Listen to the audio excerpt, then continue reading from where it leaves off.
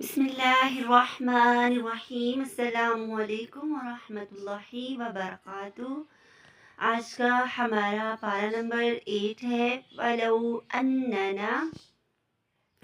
اس کا ہم محاسبہ کریں گے اور کرنے کے کام کریں گے اور اگنور نہیں کریں گے، ہر پوائنٹ کو اپنی زندگی کے ساتھ اٹیچ کر کے اس پہ عمل کرنے کی پوری کوشش کریں گے انشاءاللہ۔ دیکھ لیتے ہیں اہم نکات۔ آپ صلی اللہ علیہ وسلم کو اللہ تعالیٰ کی طرف سے تسلی دی جا رہی ہے کہ اللہ کی معیشت ہی سب سے اعلیٰ اور بلند ہے۔ آپ فکر نہ کریں، جو لوگ آپ کو تانے باتیں کر رہے ہیں ان کا انجام ان کو بھگتنا پڑے گا۔ پھر حق پرستوں کا بھی امتحان ہوگا، باطلوں کا بھی، اہل ایمان کا بھی، سب کا امتحان ہوگا، اس لیے آپ پریشان نہیں ہو۔ مولانا صاحب فرماتے ہیں کہ انسانی تہذیب کے اس بنیادی فتنہ کو بے نقاب کرتی ہے جس میں لوگ حق و باطل کا فیصلہ تعداد کی بنیاد پر کرتے ہیں۔ ٹھیک ہے، انسانی تہذیب ہے نا جو، ٹھیک ہے، کیا کرتی ہے؟ فتنے کو بے نقاب کرتی ہے۔ ہمیں لگتا ہے کہ جدھر لوگ زیادہ ہے نا یہ کامیاب جماعت ہے، لیکن ابھی کیا بتایا، حق و باطل کا فیصلہ تعداد نہیں کرتی ہے، آپ کے عمل و اعمال کردار کرتے ہیں، ٹھیک ہے، آپ کا فہم کرتا ہے، آپ کی صلاحیتیں کرتی ہیں۔ اسلامی ریاست میں عوام کی حیثیت خلیفہ کی ہے اور خود مختار قانون سازی صرف اور صرف اللہ تعالیٰ اور اس کے رسول صلی اللہ علیہ وسلم کے تابع ہو کر ہو سکتی ہے۔ اسلامی ریاست ہے نا، یعنی قانون ہے جو، اور عوام کی حیثیت خلیفہ کی ہے، ٹھیک ہے۔ اگر آپ حضرت علی کے دور میں چلے جائیں اور اس طریقے کی ریاستوں میں چلے جائیں تو، لیکن ہماری جو ابھی ریاست ہے نا ان کی بھی اسی طریقے سے بنی تھی، تو ہماری بھی کیا کرنا ہوگا؟ پہلا کہا جو پچھلے پاروں میں سے چلتا آ رہا ہے، اللہ تعالیٰ اس کے رسول کی تابع داری کرنی ہوگی، جیسا انہوں نے ہمیں حکم دیا ہے ہم نے اس پر عمل کرنا ہوگا۔ کیوں نہیں کر پا رہے ہیں؟ آج کا فتنہ پتہ کیا ہے؟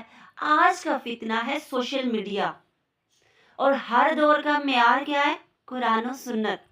پچھلے جتنے نبی، انبیاء کرام، پیغمبران رسول آئے تھے نا، وہ ایک ہی کتاب، ایک ہی چیز لے کر آئے تھے کہ اللہ کے ساتھ کوئی شریک نہیں، وحدہ ہو، وہ ایک ہے۔ تو آج کا فتنہ کیا ہے؟ ہم بھٹک گئے ہیں اس مولانا کو سن کے، اس کی بات سن کے، لیکن اصل معیار ہمارا کیا ہے؟ قرآن و سنت۔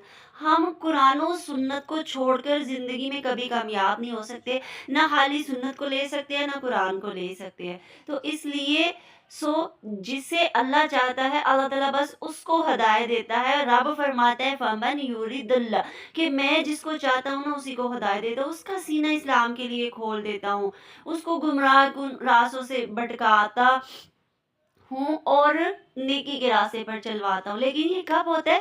جب بندہ غور و فکر سے سنتا ہے، اللہ سے ڈرتا ہے، اللہ سے محبت کرتا ہے۔ تو کیسے کھلتا ہے سینہ؟ قبول حق کے لیے آمادگی پر آمادہ ہو جائے، قبول کر لے کہ اللہ تعالیٰ اور رسول صلی اللہ علیہ وسلم کے فیصلوں پر دل کا یقین ہے ہمیں۔ پھر دل کا اسلام کے لیے کھل جانا کیسے؟ زندگی کے مقصد پر یقین رکھنا۔ آپ کا اور میرا مقصد کیا ہے زندگی کا؟ صرف کھانا پینا، اوڑھنا، کپڑے بنانا، اچھے اچھے گھر کا سجانا بنانا، بس اچھی شادیاں کرنا، بچے پیدا کرنا، بس اتنا سا ہے؟ نہیں، ہمارا مقصد ہے ہم نے اسلام قبول کیا، حق لا الہ الا اللہ محمد رسول اللہ، اللہ اس کے محبوب کو مان لیا، اب کیا ہے؟ اس کے فیصلے کو بھی یقین سے ماننا ہے، اور زندگی کا مقصد ہے اللہ کے دین کا کام کرنا، کتاب و سنت کو لے کے چلنا، بیٹھنا، سننا، دعوت دینا، کھینچ کر اپنے مسلمان بہن بھائیوں کو آگ سے بچانا اور قرآن اور حدیث سنانا اور اس پہ چلوانا۔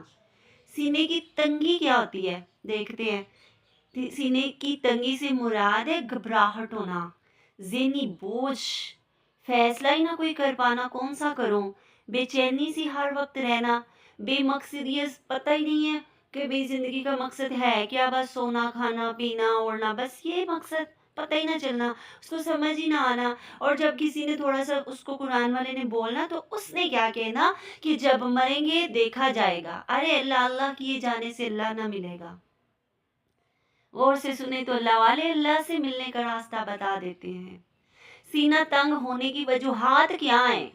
حق سے ٹکراؤ، مفاد پر زور ڈالنا، خواہشات کی غلامی کرنا، دنیا کا تنگ ہو جانا، عزت کا خوف، تکبر. آج آپ چیک کریں نا، میں اور آپ ہم کیا کرتے ہیں؟ جدھر ہم فائدہ ملتا ہے نا ہم ادھر جاتے ہیں. حق ہے نا، جہاں پہ حق کی بات ہے وہاں پہ انگلیاں اٹھاتے ہیں. یہ تو وہابی ہے، یہ تو سنی ہے، یہ تو فلانا ہے. اس کو عمل کرتے نہیں دیں گے، خود بھی نہیں کریں گے. ٹھیک ہے. عزت کا خوف، ہائے میں نے یہ نہ کیا تو میرا تو ناک ہی نیچے ہو جائے گا. ٹھیک ہے، میری عزت خراب ہو جائے گی. اللہ سے ڈر نہیں لگتا، لوگوں سے لگتا ہے. تکبر. اللہ نے ذرا حسن دے دیا، گھر دے دیا، اچھی اولاد دے دی، اچھا شوہر دے دیا یا اچھی بیوی دے دی تو کیا ہائے اب میرے جیسا تو کوئی ہے ہی نہیں خاندان میں، دکھاؤ. پھر خواہشات، جیسے جیسے اس خواہش نے، دل نے کہا یہ کر لو، ذہن نے دماغ نے کہا نا یہ کر لو وہ کر لو، ایسا ہونا چاہیے، اس میں سکون ہے، یہ پہنو یہ اڑو، بس اس کا غلام. خواہشات کی غلامی، اللہ کی غلامی چھوڑ کے، نبی کی محبت چھوڑ کے خواہشات کی غلامی نہیں، یہ نہیں کرنا. بچ جائیں. اہم پوائنٹ، اہم نکات اس لیے بتائے جا رہے ہیں کہ ہم کرنے کے کام کریں، ترجمہ ہی سن کے بھاگ نہ جائیں، اہم چیز کو لیں. جب انسان اپنے نفس کو خدا بنا لیتا ہے نا تو پھر وہ جہنم کی طرف ہی جاتا ہے. تو اس کا سینہ، شرح صدر کا مطلب کیا ہے؟ جس کے سینے کو اللہ تعالیٰ اسلام کے لیے کھول دے. تو اللہ تعالیٰ اسلام کے لیے کیسے کھولیں گے؟ رب اشرح لی صدری. اللہ سے دعا کریں، اللہ میرا سینہ کھول دے. اللہ میں قرآن سننے بیٹھی ہوں، اللہ میں ایمان لے کے بیٹھی ہوں، اللہ رمضان سے پہلے کی نیت کر کے بیٹھی ہوں، استقبال سے پہلے کی تیاریاں کر رہی ہوں، 1 سال ہو گیا مجھے ویٹ کرتے ہوئے. اللہ میرا سینہ کھول دے. اللہ اسی رمضان میں، اسی گھڑیوں میں، ابھی آج، کل نہیں، آج نہیں، ابھی ابھی ابھی اللہ میرا سینہ کھول دے، مجھے صراط مستقیم کا سیدھا راستہ دکھا دے. اللہ سے ہدایت مانگ لیں، اہدنا الصراط المستقیم دعا مانگ لیں، قرآن کا ساتھ دے دے، قرآن کا ساتھی بن جائیں، نبی صلی اللہ علیہ وسلم سے محبت کر لیں، عاجزی انکساری اختیار کر لیں، حق کی تلاش کریں، اللہ کو یاد کر لیں. آج وقت ہے، سانس چل رہی ہے. ارے آخری وقت میں فرعون نے بھی موت سے ڈر کے کہا تھا اللہ میں تجھے رب مانتا ہوں، مگر اللہ نے فرمایا نہ، اب چڑیا چگ گئی کھیت، تو اب نزا کے وقت آپ جو مرضی کر لو، توبہ کر لو، تب تو مرنا ہی مرنا ہے نا. تب تو بس کلمہ چاہیے، پڑھ مل گیا، نصیب میں ہوا تو پڑھ لو گے ورنہ نہیں. سورۃ الاعراف کے اہم موضوعات ہیں. انسانیت سے خطاب ہے، بالخصوص امت مسلمہ، یعنی آپ سے اور میرے سے خطاب ہے. پھر اعراف کا مطلب بلند جگہ ہے. پھر جہنم، جنت اور جہنم کے بیچ کا راستہ بتایا گیا. پھر نفسیاتی بیماری تکبر ہے. قوموں کے زوال، قصص الانبیاء، انبیاء کے واقعات سنا کر بتایا گیا کہ تکبر کیا کس کس قوم نے اور اس کا کیا حال ہوا. اور نفسیاتی ہماری بیماری سب سے بڑی کون سی ہے یہ بھی بتا دی گئی کہ وہ تکبر ہے جو انسان کے اندر بڑا ہے نا. میں، یہ جو میں ہے نا، میں بڑی چیز ہوں، میں تو یہ ہوں، میں تو وہ ہوں، میں تو یہ کر سکتی ہوں، میں تو پہاڑ بھی ڈال سکتی ہوں. یہ جو میں ہے نا، شیطان کا الفاظ، اس کو میں کو نکال دیں، سیٹ ہو جائیں گے. پھر اللہ تعالیٰ سورۃ الاعراف کی 11 آیت میں فرماتے ہیں وَلَقَدْ خَلَقْنَاكُمْ، کیا؟ اور ہم نے تمہیں پیدا کیا، ہم نے تمہاری صورتیں بنائی. فرشتوں کو حکم دیا کہ آدم کو سجدہ کرو، پھر سوائے ابلیس کے سب نے سجدہ کیا. اس نے بھی کیا کیا تھا؟ تکبر کیا تھا. بڑی میں تھی اس کے اندر کہ میں تو آگ سے تیار ہوں، آدم تو مٹی سے بنا ہے، میں کیوں سجدہ کروں؟ میں نے ڈبو دیا اس کو. تخلیق انسان کا نظریہ، خالق اللہ کی ذات ہے، عمدہ ساخت، اختیار کی قوت، خلیفہ بنا کر بھیجا اللہ نے، اپنی روح پھونک دی اللہ تعالیٰ نے اس انسان کے اندر، اور وہ چلنا پھرنا بیٹھنا اٹھنا سننے سمجھنے بولنے دیکھنے کی طاقت اس کو ایک نعمت رحمت کی شکل میں مل گئی۔ تو انسان نے کیا کیا؟ اس کا غلط فائدہ اٹھایا۔ تو ہم نے کیا کرنا ہے؟ انسان کی جو تخلیق ہوئی ہے نا، اس کا صحیح استعمال کرنا ہے۔ ڈراؤں کا نظریہ ارتقاق، انسان کیسے بنا، کیا کیا، کیسے بندر سے انسان، بندر کی شکل کو تھوڑا سا فوکس، جو آج کے بندر ہے نا، کچھ لوگ کہتے ہیں کہ جو آج کے بندر ہے نا، جو پچھلی قوم نوح میں جو عذاب آیا تھا بندر بن گئے تھے، انہوں نے اللہ کی نافرمانی نبی کی تھی، ان کو بندر بنا دیا، یہ وہ بندر ہے نہیں، اللہ تعالیٰ نے عبرت کے لیے بس رکھا ہے، یہ وہ بندر نہیں ہے، ٹھیک ہے۔ اور زندگی کے محض کچھ حادثے ہیں ہماری زندگی میں جو ہو جاتے ہیں، بے مقصد تخلیق مادی وجہ، اللہ تعالیٰ نے کچھ بھی بے مقصد پیدا نہیں کیا، کسی کیڑے پتھر کسی چیز کو بھی، تنکے کو بھی۔ سورۃ البقرہ میں ہے نا کہ اور جب تیرے رب نے فرشتوں سے کہا میں زمین میں ایک نائب بنانے والا ہوں، اللہ تعالیٰ نے نا فرشتوں سے فرمایا تھا کہ میں ایک نائب بنانے والا ہوں، مطلب سربراہ بنانے والا۔ تو فرشتوں نے نا آگے سے عرض کی اللہ تعالیٰ ہم تو تیری حمد و ثنا کرتے ہیں، یہ شیطان تو بڑے ناشکرے ہوں گے، قتل کریں گے بھی، فساد کرتے رہیں گے، سر دردیاں لگی رہیں گی۔ تو اللہ تعالیٰ نے فرمایا جو میں جانتا ہوں آپ نہیں جانتے، اگر وہ میرے بندے نا غلطی کریں گے نا، توبہ کر لیں گے، جب ان کو سمجھایا جائے گا نا، وہ جلدی سے میری طرف جھک کے آ جائیں گے۔ دیکھیں اللہ تعالیٰ ہمارے سے امید کر رہے ہیں، اللہ تعالیٰ ہمارے سے محبت کر رہے ہیں، تو ہم نے پھر کیا کرنا ہے؟ توڑنا نہیں ہے، اس بات کو بلند کرنا ہے۔ آج اسی رمضان میں ہم نے فیصلہ کرنا ہے، پورا رمضان ہم ساتھ دیں گے۔ یہ دیکھیں اہم نکات ہے نا، جو یہ ہماری زندگی چینج کر دیتے ہیں، اگر آپ غور سے سن رہے ہیں تو۔ امانت داری ہے نا، جو سوال ہوگا، جواب دہی ہوگی۔ اللہ کا نمائندہ بنایا تھا اللہ نے انسان کو، کیا کیا، کتنا کام کیا، کتنی دعوت دی، کتنا خرچ کیا، کتنی اپنی کیئر کی، اپنے جسم کی، اپنی قدر کی، اس کو آگ سے بچانے کی کوشش کی، اپنے اولاد کو، اپنے ہمسائے کو کتنی کوشش کی، کتنوں کو بچایا، اللہ کی بندگی کا نظام قائم، عدل اخلاق، یہ اللہ کے قانون کے مطابق کتنا کام کیا، پوچھا جائے گا آپ سے بھی مجھ سے بھی۔ اس پوچھ سے پہلے، اس حشر کے دن سے پہلے، اس سانس کی ڈوری کے کٹنے سے پہلے، انشاءاللہ اللہ میں نے اقرار کیا اب میں قرآن کا راستہ نہیں چھوڑوں گی، مجھے اس زمین پہ نائب بنایا گیا ہے۔ وَهُوَ الَّذِي جَعَلَ لَكُمْ خَلَائِفَ الْأَرْضِ، اللہ تعالیٰ نے ہمیں نائب بنا کر بھیجا ہے، انسان کو زمین کا مالک نہیں بنایا بلکہ اللہ کا نائب ہے، غلام ہے، جسم کا مالک اللہ ہے، بندے کو جسم کا مالک بھی نہیں بنایا بلکہ اس کے اوپر اللہ کی مرضی نافذ ہے، اس نے اللہ کی مرضی کی پابندی کرنی ہے۔ کس چیز کو ہم اور آپ، میں اور آپ کس چیز کو لیے پھر رہے ہیں؟ نہ تو آپ کیا یہ جسم اپنا، یا نہ زبان، نہ کان، نہ کچھ، نہ آپ اپنے لیے فیصلہ کر سکتے، ارے نظام ہستی اللہ کی قدرت کے پاس ہے۔ سورۃ الاعراف 26 آیت، اے آدم کی اولاد، ہم نے آپ پر پوشاک اتاری ہے، تمہاری شرمگاہیں ڈھانکی ہیں، کپڑے تمہارے اترے گئے، تو پھر ہم نے تمہیں کون سا لباس پہنایا؟ پرہیزگاری کا لباس، جو سب سے بہتر ہے۔ چھوٹی ہی سی غفلت کے ساتھ، چھوٹی سی غلطی کے ساتھ حضرت آدم علیہ السلام اور حضرت حوا علیہ السلام کا لباس اتر گیا تھا، تو اللہ تعالیٰ نے حیا کا لباس پہنوا دیا، لباس اتار دیا۔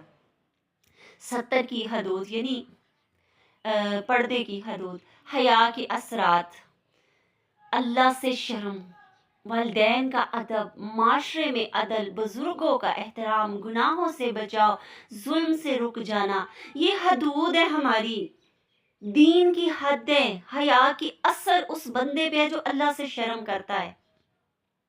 ہر وقت کہتا ہے کہ وہ میرا رب مجھے دیکھ رہا ہے. پھر والدین کا ادب کرتا ہے، بڑوں کا ادب کرتا ہے. پھر اپنے گھر، اپنی زندگی سے لے کے پورے معاشرے اسلامی میں عدل کرتا ہے، مطلب انصاف کرتا ہے. بوڑھوں کا احترام کرتا ہے، بزرگوں کا احترام کرتا ہے. ظلم ہو رہا ہوتا ہے نا، اس کو روکنے کی کوشش کرتا ہے، خاموشی سے دیکھ. جو بندہ خاموش رہتا ہے نا ظلم دیکھتے ہوئے، وہ بھی اس کا ساتھی بن جاتا ہے، ایسے جیسے اس نے بھی ظلم کیا. تو نبی صلی اللہ علیہ وسلم کا فرمان ہے کہ حیا ایمان کا حصہ ہے. یہ جو پیچھے چیزیں بتائی ہیں نا، ہم نکات، اگر یہ نہیں ہے نا، حیا نہیں ہے آپ کے اندر. فرمان رسول ہے بھائی، کسی چھوٹے بندے نے نہیں کہا، اللہ کے محبوب نے کہا ہے.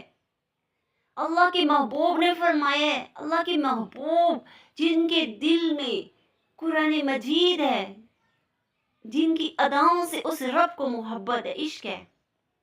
پھر اللہ تعالیٰ نے فرمایا کہ میں نے لباس اتارا. سورۃ البقرہ کی آیت بتائی نا آپ کو، لباس کے اثرات کیا ہوتے ہیں بندے کے اوپر، دیکھتے ہیں.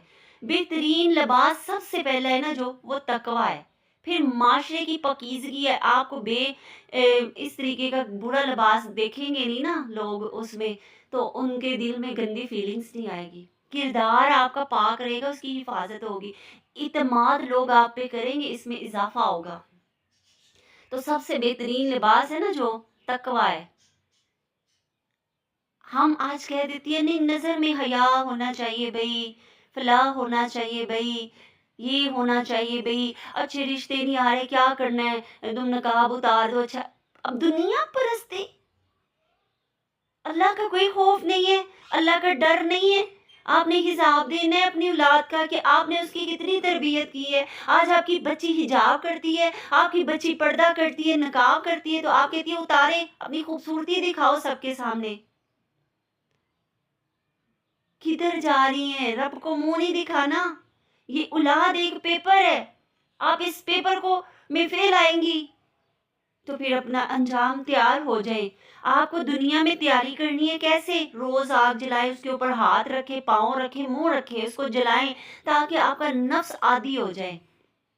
جسے کہتے ہیں نا، مار کھا کھا کے بچہ ڈھیٹ ہو جاتا ہے، ہو جائے نا. پھر آپ کو ڈر جو نہیں لگتا اللہ کے عذاب سے، آپ کو یہ ڈر ہے لوگ ناراض ہو جائیں گے. لوگوں کو آپ کی خوبصورتی بیٹی کی نظر آنی چاہیے، اس کے اچھے رشتے پھر ہی آئیں گے. نقاب، ارے حیا تو ان کے اندر ہی نہیں ہے نا. حیا والے ہوتے تو نقاب میں پسند کرتے. انہوں نے آگے پوچھا ہی نہیں قرآن کتنا پڑھا ہے، انہوں نے اتنا پوچھا ہی نہیں بچی حجاب بھی کرتی ہے کہ نہیں، بچی حیا بھی کرتی ہے کہ نہیں. نہیں. کتنا پڑھی ہے؟ 10 پڑھی ہے، 12 پڑھی ہے، 16 پڑھی ہے. اچھا، یہ فیشن آتا ہے سارا کرنا، خوبصورت ہے نا، بس بات یہ ہے. تو اللہ سے اعوذ باللہ کہہ کے شیطان کو دور کرے، اور صالحین اچھے لوگوں کی صحبت میں، ان کی لسٹ میں، ان کی محفل میں بیٹھیں، استغفار کریں. وسوسوں سے بچنے کا یہ اہم طریقہ ہے. اپنی زبان کو اللہ کی یاد میں تر کر لیں. اور جب بھی اللہ کی مسجد میں بھی جائیں، مدرسہ میں جائیں، کسی ایسی جگہ پہ جائیں، اللہ کی جائیں، نماز پہ جائیں، تو پاک لباس اختیار کریں، اچھا کھائیں، حد سے کبھی کراس نہ کریں، حد میں رہ جائیں. سورۃ الاعراف 32 آیت ہے، کہہ دو اللہ کی زینت کو کس نے حرام کیا. تم، اللہ تعالیٰ نے جو تمہیں چیزیں دی ہیں، اللہ تعالیٰ نے جو خوبصورتی دی ہے، تمہیں وہ حرام لگتی ہے. اللہ تعالیٰ نے فرمایا پاک دامن عورتیں چھپ جائیں، آپ کو حرام لگتی ہیں یہ چیزیں.